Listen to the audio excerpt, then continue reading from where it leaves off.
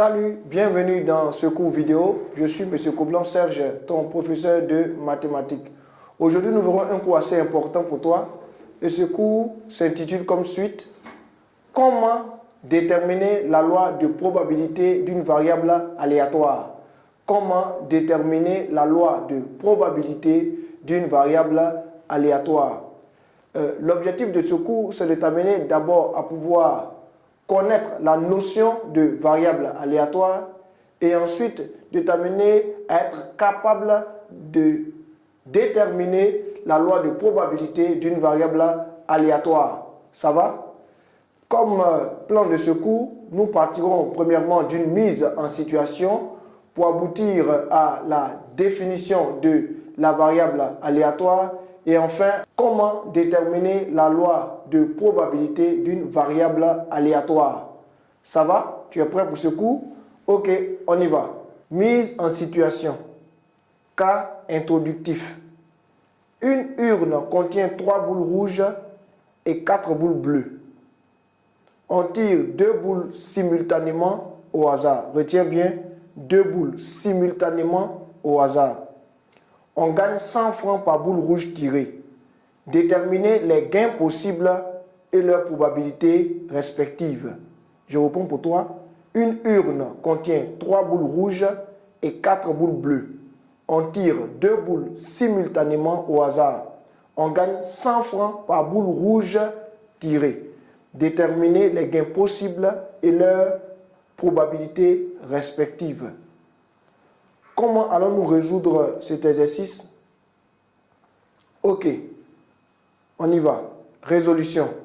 D'après l'énoncé, on a le droit de tirer que 2 boules, peu importe la couleur. Ça va? Et il est dit qu'on gagne 100 francs par boule rouge tirée. Cela signifie qu'on peut gagner 0 francs selon qu'on tire 2 boules bleues, 100 francs selon qu'on tire une boule bleue et une boule rouge, ou 200 francs selon qu'on tire 2 boules rouges.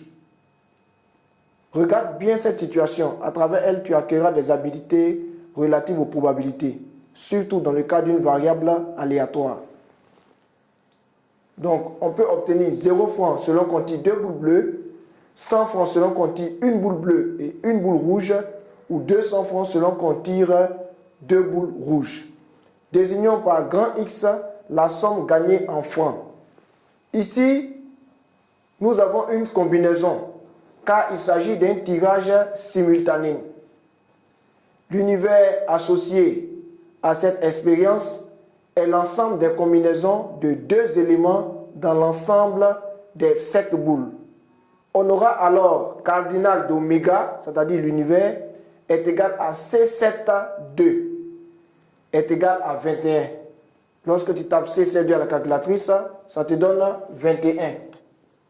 On a obtenu ici le cardinal de l'univers. On va maintenant aller avec le calcul de probabilité.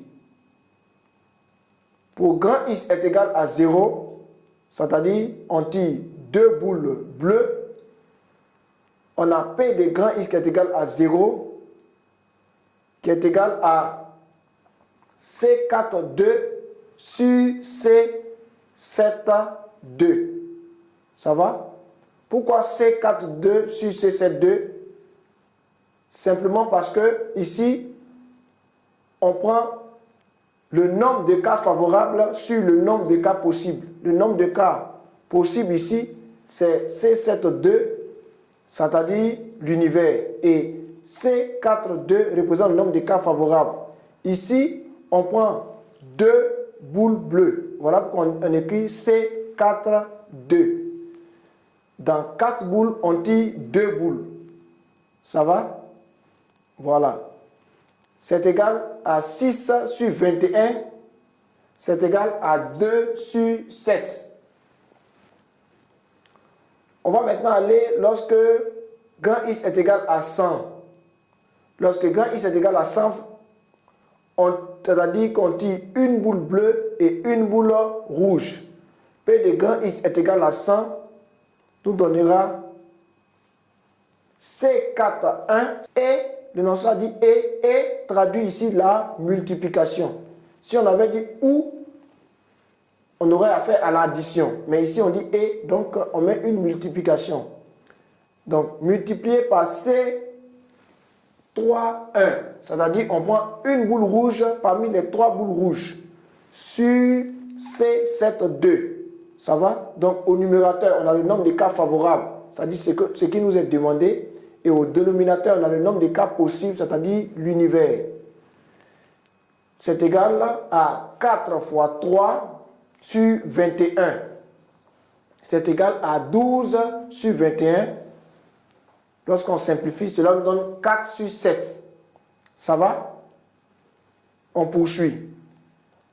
Lorsque x est égal à 200, c'est-à-dire on tire 2 boules rouges. 2 boules rouges. P de grand X égale à 200 est égal à C3, 2. C'est-à-dire on prend 2 boules rouges parmi les 3 boules rouges. Donc C3, 2 sur C7, 2. Ça va? Qui est égal à 3 sur 21 est égal à 1 sur 7.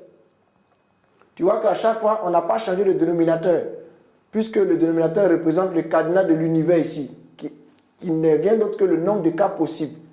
On a juste changé les différents numérateurs, de sorte à pouvoir à chaque fois répondre à la question qui nous était posée. Voilà. Donc, on a juste changé le numérateur pour pouvoir à chaque fois faire apparaître le nombre de cas favorables. On peut donc présenter toutes ces réalités dans le tableau suivant. On a XI qui est égal à 0, 100, 200. Et on a P quand grand X est égal à XI qui donne 2 septièmes lorsque XI est égal à 0, qui donne 4 septièmes lorsque XI est égal à 100, qui donne 1 septième lorsque XI est égal à 200. Ça va? Ici, 0, 100 et 200 représentent le fait qu'on nous a dit qu'on gagne 100 francs par boule rouge tirée. Donc, si je tire 2 boules bleues, parce que je ne dois tirer que 2 boules, si je tire 2 boules bleues, je n'aurai rien. Donc, c'est ce qui représente les zéros. Si je tire une boule bleue et une boule rouge, j'aurai 0 pour la boule bleue et 100 francs pour la boule rouge, ce qui me donne 100. Et si je tire 2 boules rouges, j'aurai 200. Ça va? Ce sont les différentes réalités. Ça va? Les différents cas de figure. Et à ces différents cas de figure sont rattachées des probabilités qu'on vient de calculer. Lorsqu'on a établi le tableau, on dit qu'on a établi la loi de probabilité de x. C'est-à-dire qu'on a attribué à chacun des nombres xi la probabilité pi. Cette loi se présente toujours sous la forme d'un tableau. Ça va? Donc ce tableau qui s'affiche devant toi représente ce qu'on appelle la loi de probabilité de grand X. Ça va?